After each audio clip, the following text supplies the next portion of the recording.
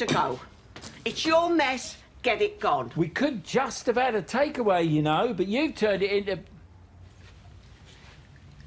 Would you please do me the honour of bowing to my knowledge as regards transportation, cease your attack on my character, and pull it taut? Whoa! Neil Smith, I'm here to do the wedding list. Lovely. All right? No! Or else you're going to have to find another way to pay. Oh. Okay. Make me pay another way. Oh.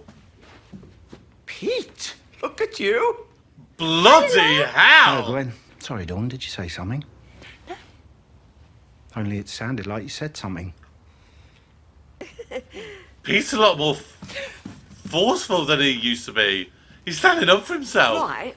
Oh, God! Stop, Pete! Don't you dare stop! I said don't stop, Pete! Oh, God. I'm in a relationship. I got a boyfriend. Ah, hey! All right. Oh, my God. And then... Oh my God, the Oh, thank Christ. Tell me tomorrow, I'll wait by the window for you.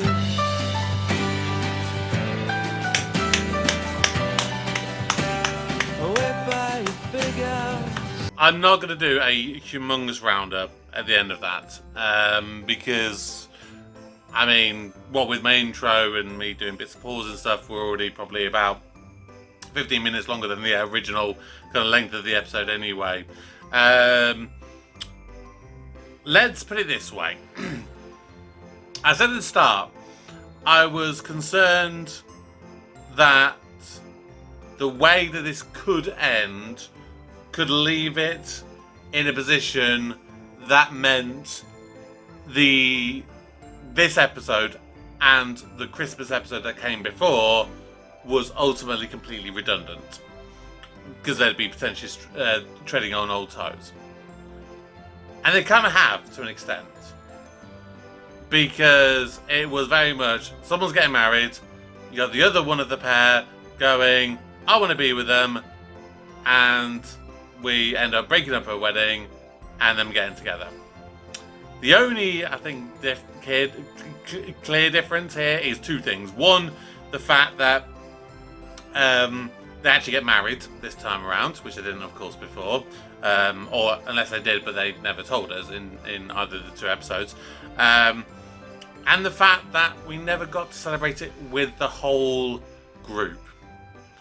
Because I liked that, the way it sort of ended. You know, they had the whole thing about Dave walking out of the ceremony in his wedding to Nessa. And then it just sort of faded and went to that scene where, you know, Nessa and Gavin and Stacey were outside the chip shop, and they're talking about getting some chips, and then Smithy comes in, and I think Smithy says, where to you now then? Or something like that, and they're just all cracking up again. Oh, you've become Welsh, ha ha ha ha, and the camera just slowly pans away, and it's a beautiful moment. Absolutely beautiful moment, you know, metaphorically, visually, spiritually, anything you want to put, it's a beautiful moment. But the key thing is, you know, Pam and Mick, Uncle Bryn, Gwen, they're coaches to an extent. You know, Jason, they are all such big, massive parts of not only the Gavin and Stacey family, but the Nessa and Smithy family. And to not kind of have them sharing in those final moments, it feels off. In the same way that had you done, for example, the Friends finale, and you'd had Rachel and Ross, they'd travelled across to Paris, for example, and you saw Monica and Chandler leaving their apartment, and Phoebe and Joey were with them as they're leaving. You've seen them close the door on their old apartment, they're closing the door on this chapter of their lives. Yes, it would have been beautiful, but because Ross and Rachel weren't there, it would have been a missing part of the jigsaw. And that's just what I felt here. So, yes, we have kind of treaded on old toes a little bit, but at the same time, we have brought a little bit of something new. I'm delighted that Gwen found love, because we've had it all the way through the series that she is a mother first and foremost to Stacey. We've never had her any part of the other part of Gwen, so it's nice to see her find love. And I'm fine with it being Dave Coaches, in all honesty. Some people may not like it. I like it. I think Dave Coaches is a good match for her. I would say that I would say redemption for Dave Coaches in a way, because I think like the moment with him at the end of series 3, anyway, I always felt so bad for him. It wasn't his fault. He didn't do anything wrong. He was just the wrong person at the wrong time. It was that simple. So I'm glad he kind of got a bit of a second chance, a bit of a redemption. You know, the one person who I just wish could have been here, and of course we all know that she couldn't, but you know, Margaret Johns, aka our lovable sexual neighbour Doris. She was a sorely missed component of this of these both two specials, the 2019 and 2024 specials.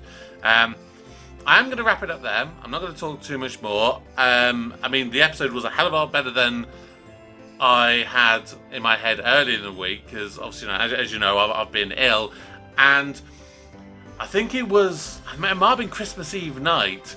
I was in full fever blown of the illness that kind of struck me down.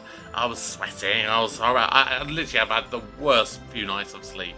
But yeah, literally Christmas Eve night, I think I pretty much dreamed what the whole episode was about. And I just remember, I don't remember anything that happened within it in that dream, but I do remember it scared the hell out of me.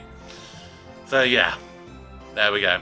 That is going to do it for today, and for my final reaction for 2024 that I am currently recording. Of course, there are still 4 more episodes left to come out. They will be coming out in due course over the next 2 days as well.